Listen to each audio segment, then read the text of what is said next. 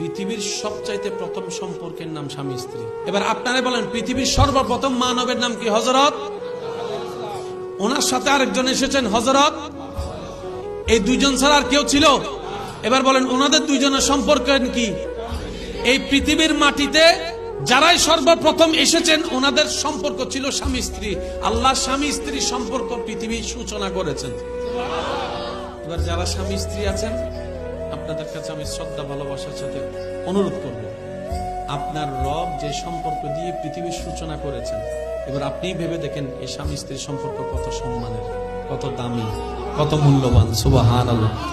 এই সম্পর্কের শুরু হয়েছে জান্নাত থেকে, আবার সেই সম্পর্ক গিয়ে পৌঁছাবে জান্নাতে।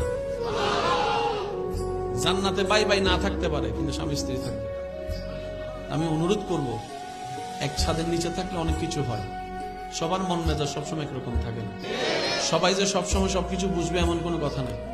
তো সুখে থাকার একটা ফর্মুলা হচ্ছে আশা না রাখা। কারো থেকে আশা নাই, কারো থেকে আশা রাখবেও না। পাইলে আলহামদুলিল্লাহ, না পাইলে আলহামদুলিল্লাহ। আপনি সুখী থাকতে শুরু করে যাবেন। বলেন সুবহানাল্লাহ।